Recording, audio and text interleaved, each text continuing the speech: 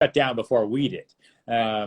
We shut down May 22nd, and March 22nd, and on March 18th, we went away to New Hampshire for a week, and that week turned into a month. And after that month, because I live with my mother-in-law, so my wife, my mother-in-law, who lives with us, and our baby, all three of them were going to kill each other. And I was like, you know what, we can't do this anymore. So we went to the grocery store, we packed up survival food, and we came back to the city. We've been here now for over a month. And it's been great. Like, wow. The city's empty. I walk down the middle of Broadway to get to the office. It's sad, but it's also very surreal. Like, it's a wild experience. And it's one that I'll definitely never forget. But now I'm in the office by myself. And how, like, is business picking up at all there? Or is it still pretty much on pause? Total pause. My job these days is administrative work, like focusing on kind of all the busy work, to-do list stuff, team growth stuff, all the things that are like that you want to do all the time and you never have the time to do. Well, now, like, thanks, COVID. Right. It's probably a nice little break in a way for you. Yeah, I mean, it sucks because we're not selling. We're selling some stuff, but not like normal. The market here anyway in January and February was finally starting to feel good in a way that we haven't really felt since 2015. Because New York had a pretty big slowdown in the real estate market starting in 2016. And so, we were really excited, like big deals, lots of transactions, buyers finally excited, happy to buy, sellers negotiating, like it was all good, and then screeching halt. So hopefully it comes back. I don't know, but we're spending a lot of time renegotiating contracts, forcing people to close, just massaging people left and right. Yeah, but I'm sure, I imagine as fast as it took to close, it's probably going to be pretty fast, I think, when things start up again. Yeah, I hope so. I mean, I don't know, it's, New York is very resilient, but it will also take time. Like, what's different now is, New York is the financial capital of the world, right? So I was at a client's apartment yesterday, standing 6 feet away from them. And, she said she wanted to sell because she now works for one of the big banks.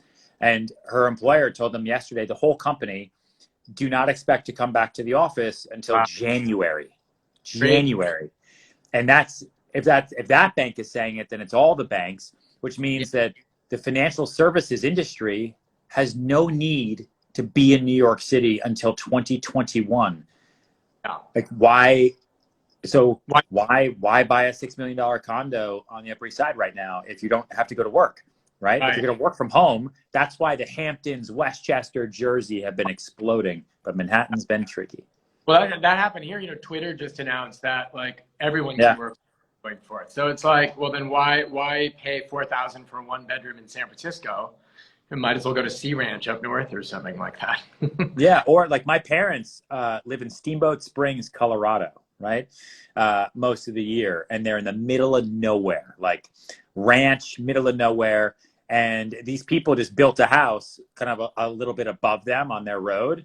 And when I was there in August, I met them and they were going for a jog. This husband and wife, they're young. Yeah. And I was like, what do you guys do? Like, you're young. What do you do here? Like, are you ski instructors? Like, because that's what you do, right? You ski instructors, you're kayaking instructors. We're retired. Like, no, we run a PR and advertising firm in New York City. And I'm like, oh, crazy. What? And they're like, yeah, we live here full time. Everything we do is virtual. We go to the city once every other month. And I'm like, damn.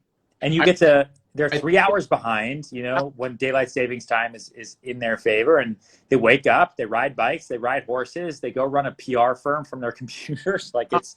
No, totally. Before I pick up myself, I'm Justin Feigleson. I'm based in San Francisco. I was on $1 Million Listing, and I'm the co-founder of Avenue 8, a new brokerage for... Congrats! Thank you, by the way. Yeah, really appreciate it. Do you have an office? Does your new brokerage have an office? We did have an office, but we're virtual, and now we're totally virtual. Forever? Well, for the most, we're going to have a headquarters, but the efficiency, going back to what you said, I mean, it's so efficient now to work from home. I mean, the technology is already out there. And I think a lot of people who didn't adopt the technology before, managers who weren't used to managing people remotely, I think after this, 2-month cycle, I think that it's been a crash course in it. Yeah. Like, how's it been for you with the team? Because you have a pretty, what do you have, 80 people, 90 people? 60 people, but it's been weird. We do team meetings via Zoom. I talk to the team honestly, I'm just as busy because now I talk to everybody on the phone. I FaceTime all day long, Zoom all day long. It's so much hand holding all day long. And so that's why I'm in the office all day, just because it's hard with the baby and, everything at home to just stay at home and do this. But the team is doing the best they can. The CARES Act allowed for independent contractors for file for unemployment. So a lot of the younger team anyway was able to do that. And so there's a benefit there. And they're just, focusing on their own businesses, networking, trying to do things as best they possibly can. We have our online sales course, the Salt Lake Serhant course that they're all kind of a part of and help with. And, we built out a COVID-19 sales guide and a lot of stuff. So it's been good, but I also miss them. Like, I'm in my office by myself Totally every day for a month now. It's weird. I think the one good thing I think for newer agents and agents on the team, I think, this is a really good time to prepare yourself for when this is over. Because how often do you have a time but 100% of your focus with no distraction? Yeah. Business. It's kind of because things are somewhat on pause. So I think that's positive for agents out there. Yeah, for sure. I tell my team the same thing. Like, in hindsight, when this is over, let's just pick like September 15th. Okay. Let's say, let's say this is over in June, July, August, a little funky, but September 15th, normal day, you're back at it and you're really busy and you're exhausted. You're going to look back on quarantine and you're going to say, remember that time on a Tuesday when I was just like watching Netflix? Like, you're going to wish you had this time. So use it, like milk it so that in September, future you is looking back and saying, oh man, thank God I actually did all that work and put on all the time, because all these other people were Netflixing on a Tuesday at 2 p.m. or 11 a.m. Pacific, and they are, and you were actually getting shit done. So, it's great. It's great bonus time. Yeah, some of the biggest companies come out of times like this. Did you start? I don't know about you, but I started at the tail end of the last session. Did you start? Yeah. I started at the day it started. I started the day Lehman Brothers filed for bankruptcy on September 15th, 2008. Day one. Yeah, exactly. Well, now look at you. So, I think it's in a way. Yeah, now I'm old. That's what I am. Old. Yeah. Look, you have cool. Look at the way. I have not gotten a haircut in like 3 months. I have like this gray Brillo pad. It is so. That's why I wear this hat. Like a silver fox.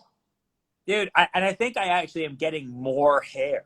Like, it's like, I don't even, like, I literally, like, what is, I look like what's the Doc from Back to the Future. It's ridiculous. A Peterman from. Yeah, or Anderson Cooper, any of those people. I snuck in my barber yesterday into my house yesterday. I literally had the biggest Jew fro going. Yeah, well, you look good. My barber is somewhere in New Jersey and has no intention of coming to help me. That's what he told me. He's like, you'll live. Well, your wife can cut your hair. Absolutely not. She would accidentally, with the scissors, maybe just like cut my throat. And she'd be like, oops, sorry, have to find a new husband. Like, it would be bad for me. Yeah. and what, so you're all back in the city now, and how's your remodeling going? Is that kind of on pause too? Are there people working, or? Complete fiasco. Yeah, construction stop. The only construction going in the city is essential. So, like, construction that if it's not happening, then it's dangerous. Stuff like that. So, single family townhouses are not essential, and so it's just sitting there empty, rank. But it costs me money every single day, and it's just a complete fiasco.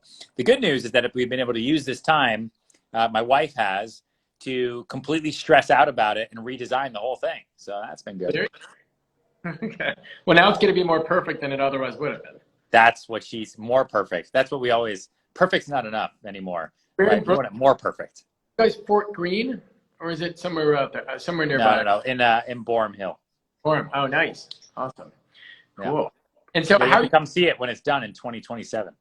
Yeah, yeah, exactly. Right. It's probably true. How are you staying in shape? Are you on a bunch of pounds, or how's that going? Because I know you're a gym. Yeah, I work I've been. out at home. Yeah, I do my little home workouts. I follow honestly. I follow so many people like personal trainers and stuff on Instagram, and they post all they do these days is post home workouts all day long. So I'll just pick one of their workouts and do it. I live on the West Side Highway, so I step outside my door and we're in the water and got the Hudson River Park right there, and so it's great to run and do push-ups, squats, pull-ups, like all that stuff. So Jump but it's rope. not what it was before. I mean, New York is the same thing like San Francisco, right? Like there's so many boutique, cool little gyms that I was obsessed with that now I don't know what happens to them, honestly. I don't know how they even operate like The going rest. forward. It's scary.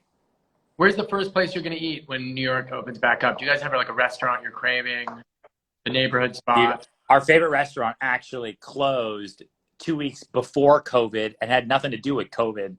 Um, What was that? Honestly, man, you know where I want to go? I really, we live in Soho, and I really just I miss a good New York Sunday brunch at Bubby's in Tribeca.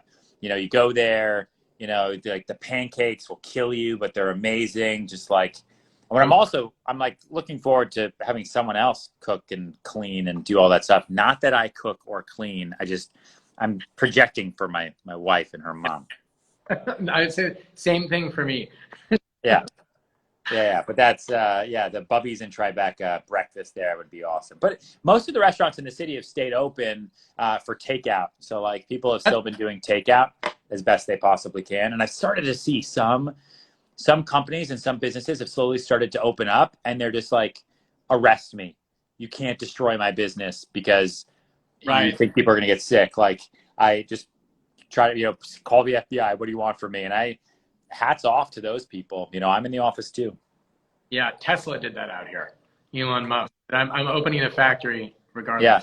And so, but they said, okay, fine. Right. But you got to do it within these guidelines. And he was like, okay. Yeah, exactly. Cool. And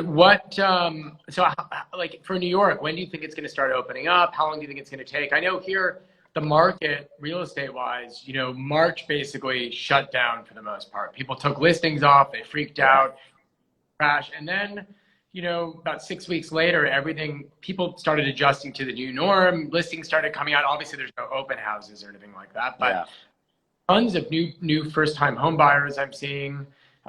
Places are actually it's not nearly as bleak as I think people thought. Yeah. I mean, New York probably has, 80% less listings on the market right now than this time last year. But so it's a little bit tricky, but as of right now, the shelter in place order is through May 28th. And then from there's a 12-step program to opening up with all these different phases. New York apparently isn't anywhere close to hitting them.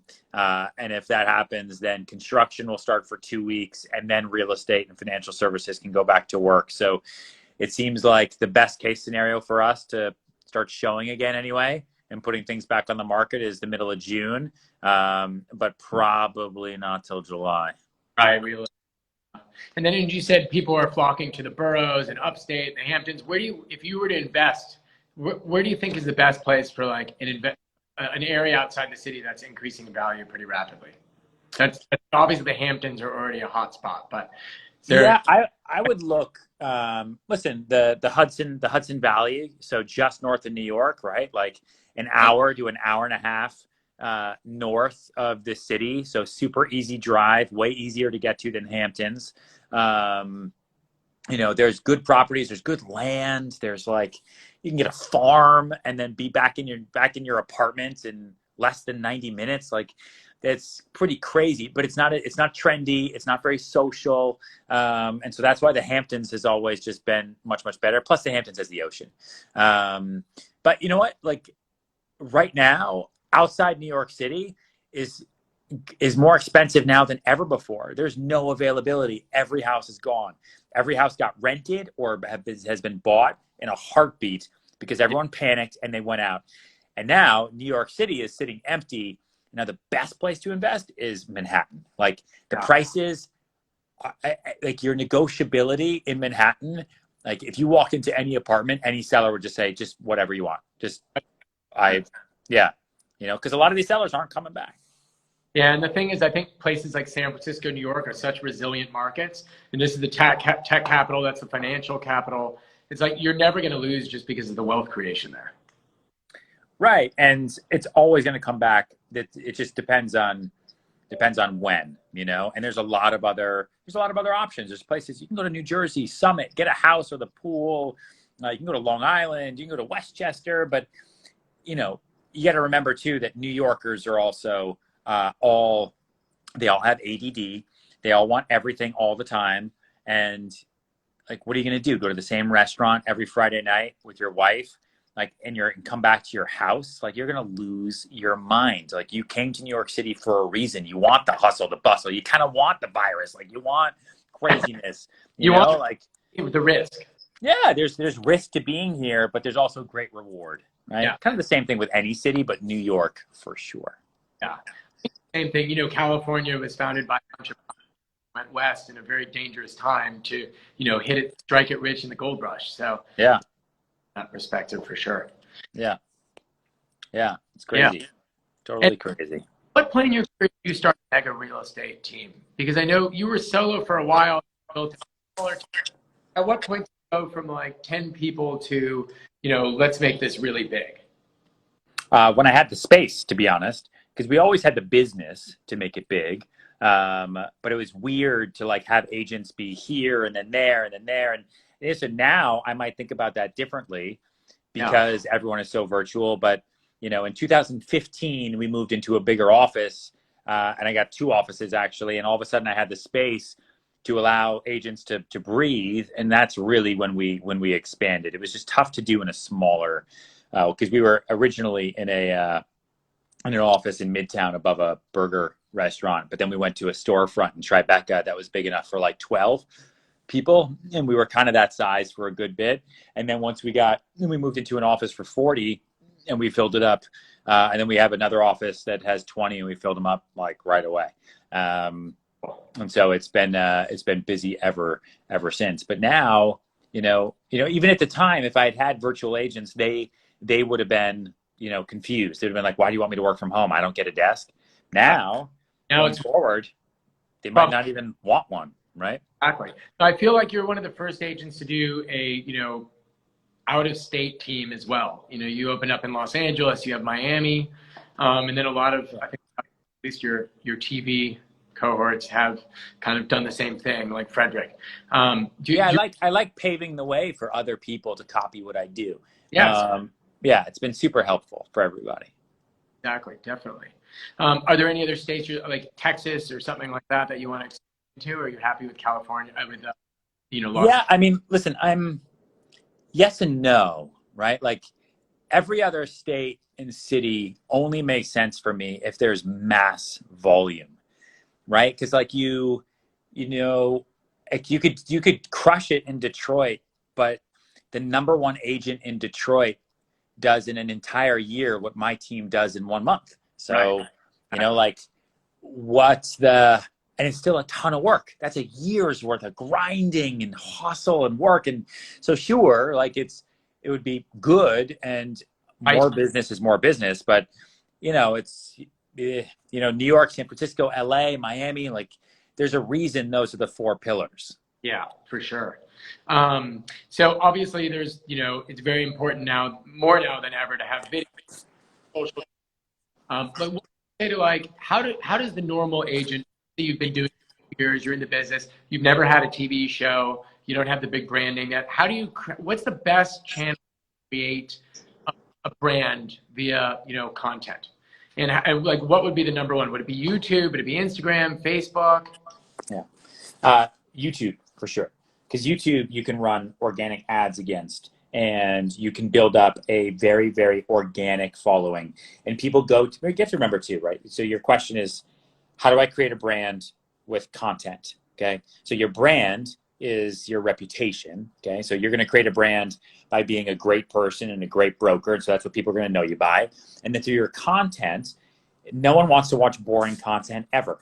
Like, I don't care if it's real estate, automobile, like whatever, like your content needs to be entertaining. And Definitely. YouTube is an entertainment digital platform. And so as long as your content can be entertaining for people to watch and isn't just, you know, you out of focus talking like this and then showing a property like this, like, you know, if you treat it like something that you would want to watch, then you can slowly grow a platform. And listen, the number one creators for real estate, for anything on YouTube, they don't have TV shows, right? They do it raw. They do it from their phone or their own camera. They hold it like this. They go through. They're organic. They connect to their audience, and they're consistent, right? They're consistent, yeah, all the time. And so, like, that's the key. I would focus on YouTube and Instagram, but definitely on YouTube. I would be consistent. I try to find people to collaborate with. Like, if you're in San Francisco, I'm reaching out to you to collaborate with, to do something like, hey, show me one of your listings, right? I'll make a video for you for free, and there you go. And then just, you know, create good content. Yeah, that makes sense. And I think now, actually, like we talked about, it's such a prime time to create content. I mean, things are somewhat on pause. You're at home. Instead of watching Netflix, like, create some content, put your brand out there. Yeah, of course. Yeah, and not just for real estate. I think any kind of sales related job, it's definitely valuable for. So it makes sense.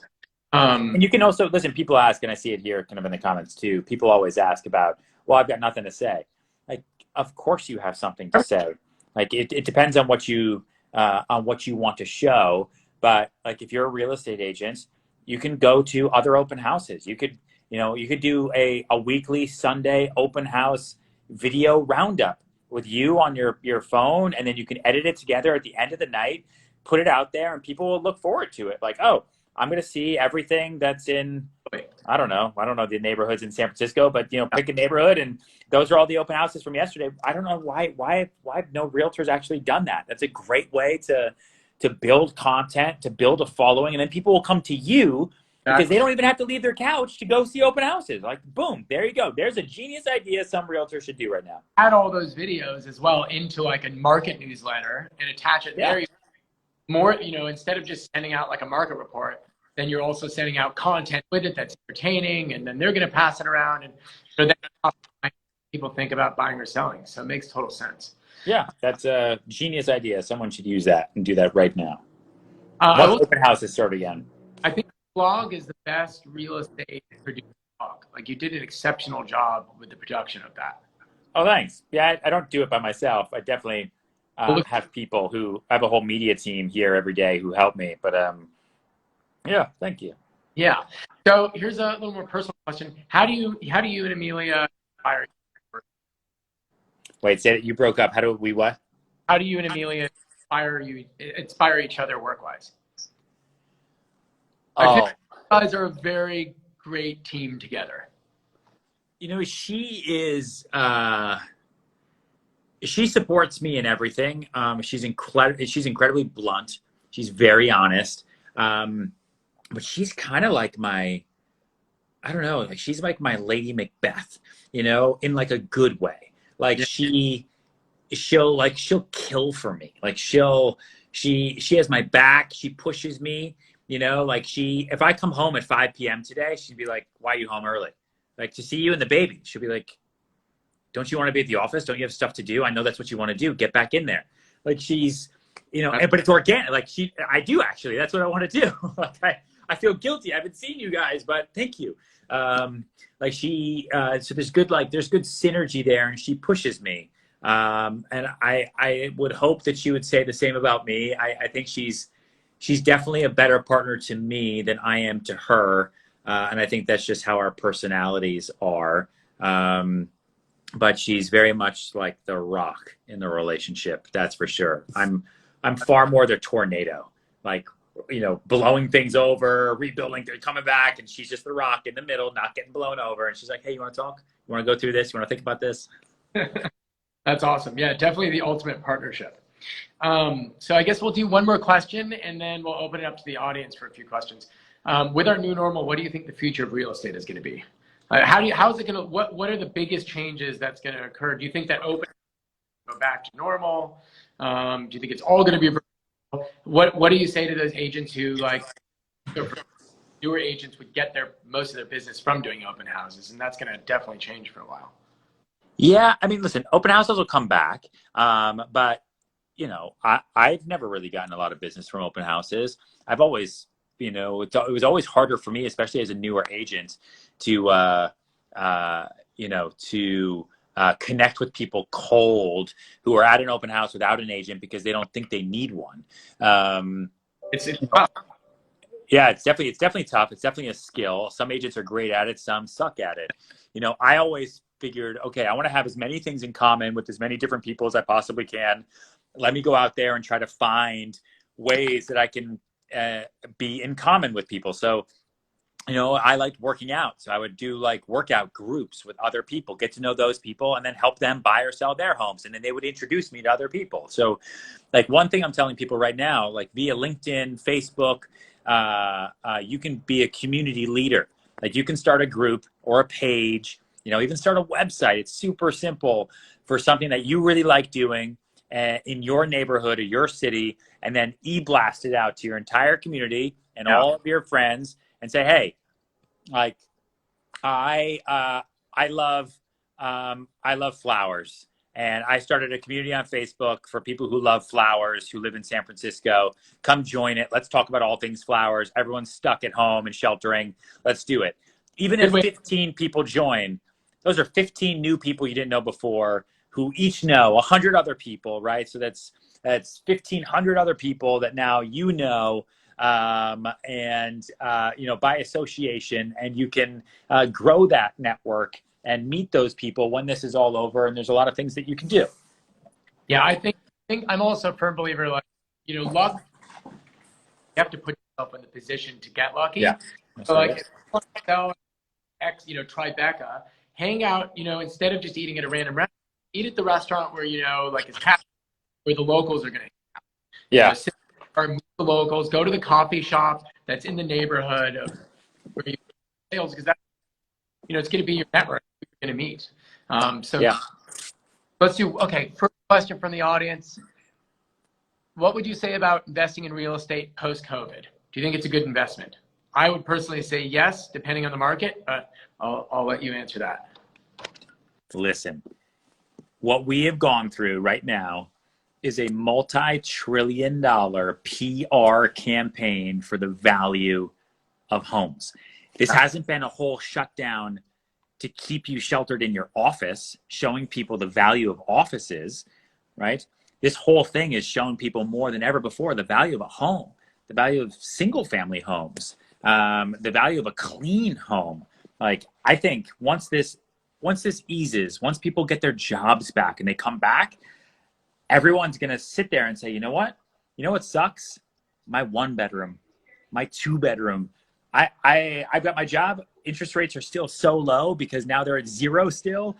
Let's go buy a new home, and it's going to explode. I think you're exactly right. I think people were spending less time at home. Now they're at home. They want home offices. They're like, I mean, I need a gym. For me, I really wish I had a steam bath. Yeah. Yeah. Listen, hindsight is 2020, right? So like, no pun intended, but in 2021, 2022, we're all going to look back and say we wish we bought property in 2020. Are you going to keep your beard post-lockdown? What'd you say? Are you going to keep your beard post-lockdown? Absolutely not. I'm waiting to get a haircut and then I will shave. But this is actually my second. I'm growing my 3rd beard right now. This is my 3rd beard of lockdown. I know. Well, you used to have a big beard, but I must say, I think you look better without the beard. Thanks. Me too. So does my wife. So does everybody. I have a mustache. Ridiculous. All right. One more question here. How do you keep your spark of motivation daily? Because you're obviously a very positive person. I'm a big believer in positive energy. Yeah. What do you do? Like, do you have a meditation when you wake up? Like, do you get up and immediately, you know, take a cold shower? What's it for you? I'm a big believer in habit and routine, and I've learned that too, even with the baby. Like the baby's happiness is tied to her routine, and I see it with her now.